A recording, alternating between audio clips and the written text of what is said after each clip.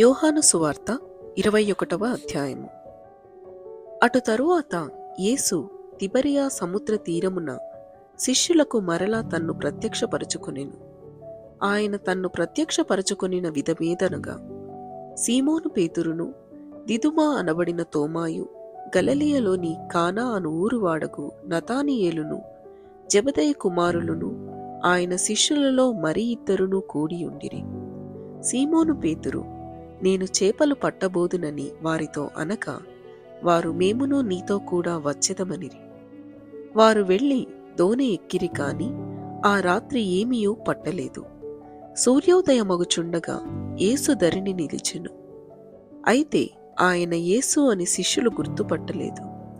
యేసు, పిల్లలారా, భోజనమునకు మీ యొద్ద ఏమైనా ఉన్నదా అని వారిని అడుగగా, లేదని వారాయనతో చెప్పిరి. అప్పుడు ఆయన, దోణి కుడి ప్రక్కను వలవేయుడి, మీకు దొరకునని చెప్పెను కనుక వారాలాగు వేయగా చేపలు విస్తారముగా పడినందున వల లాగలేకపోయిరి. కాబట్టి యేసు ప్రేమించిన శిష్యుడు, ఆయన ప్రభువు సుమి అని పేతురుతో చెప్పెను.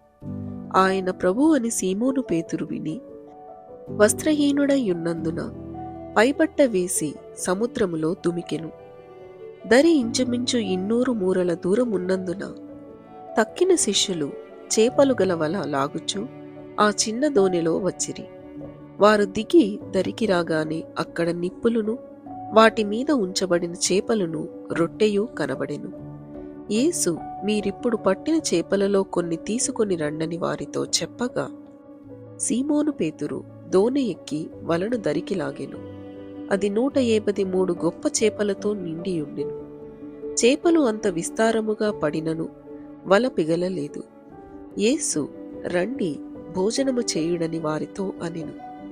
ఆయన ప్రభువని వారికి తెలిసినందున నీవెవడవని శిష్యులలో ఎవడునూ ఆయనను అడగ తెగింపలేదు. యేసు వచ్చి ఆ రొట్టెను తీసుకొని వారికి పంచిపెట్టెను. అలాగే చేపలను కూడా పంచిపెట్టెను. యేసు మృతులలో నుండి లేచిన తరువాత శిష్యులకు ప్రత్యక్షమైనది ఇది 3వసారి. వారు భోజనము చేసిన తరువాత యేసు సీమోను పేతురును చూచి, యోహాను కుమారుడవైన సీమోను, వీరికంటే నీవు నన్ను ఎక్కువగా ప్రేమించుచున్నావా అని అడుగగా, అతడు, అవును ప్రభువా, నేను నిన్ను ప్రేమించుచున్నానని నీవే ఎరుగుదువని ఆయనతో చెప్పెను. యేసు, నా గొర్రె పిల్లలను మేపుమని అతనితో చెప్పెను. మరలా ఆయన, యోహాను కుమారుడవైన సీమోను, నన్ను ప్రేమించుచున్నావా అని 2వసారి అతనిని అడుగగా, అతడు, అవును ప్రభువా, నేను నిన్ను ప్రేమించుచున్నానని నీవే ఎరుగుదువని ఆయనతో చెప్పెను. ఆయన నా గొర్రెలను కాయుమని చెప్పెను. 3వసారి ఆయన, యోహాను కుమారుడవైన సీమోను, నన్ను ప్రేమించుచున్నావా అని అతనిని అడిగెను. నన్ను ప్రేమించుచున్నావా అని 3వసారి తన్ను అడిగినందుకు పేతురు వ్యసనపడి, ప్రభువా, నీవు సమస్తము ఎరిగిన వాడవు, నిన్ను ప్రేమించుచున్నానని నీవే ఎరుగుదువని ఆయనతో చెప్పెను. యేసు, నా గొర్రెలను మేపుము. నీవు యవనుడవై ఉండినప్పుడు నీ అంతట నీవే నడుము కట్టుకొని నీకిష్టమైన చోటికి వెళ్ళుచుంటివి. నీవు ముసలివాడమైనప్పుడు నీ చేతులు నీవు చాచుదువు. వేరొకడు నీ నడుము కట్టి నీకిష్టము కాని చోటికి నిన్ను మోసుకొని పోవునని నీతో నిశ్చయముగా చెప్పుచున్నానని అతనితో చెప్పెను. అతడు ఎట్టి మరణము వలన దేవుని మహిమపరచును దాని సూచించి ఆయన ఈ మాట చెప్పెను. ఇట్లు చెప్పి నన్ను వెంబడించుమని అతనితో అనెను.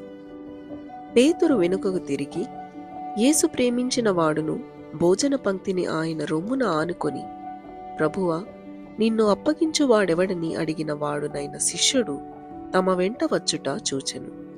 పేతురు అతనిని చూచి, ప్రభువా, ఇతని సంగతి ఏమగునని యేసును అడిగెను. యేసు, నేను వచ్చు వరకు అతడుండుట నాకిష్టమైతే అది నీకేమి? నీవు నన్ను వెంబడించుమనెను. కాబట్టి ఆ శిష్యుడు చావడను మాట సహోదరులలో ప్రచురమాయెను. అయితే చావడని యేసు అతనితో చెప్పలేదు కాని, నేను వచ్చు వరకు అతడుండుట నాకిష్టమైతే అది నీకేమని చెప్పెను. ఈ సంగతులను గూర్చి సాక్ష్యమిచ్చుచు, ఇవి వ్రాసిన శిష్యుడు ఇతడే. ఇతని సాక్ష్యము సత్యమని ఎరుగుదుము. యేసు చేసిన కార్యములు ఇంకనూ అనేకములు కలవు. వాటిలో ప్రతిదానిని వివరించి వ్రాసిన ఎడల అట్లు వ్రాయబడిన గ్రంథములకు భూలోకమైనను చాలదని నాకు తోచుచున్నది. ఇంతటితో యోహాను సువార్త 21వ అధ్యాయము ముగింపు.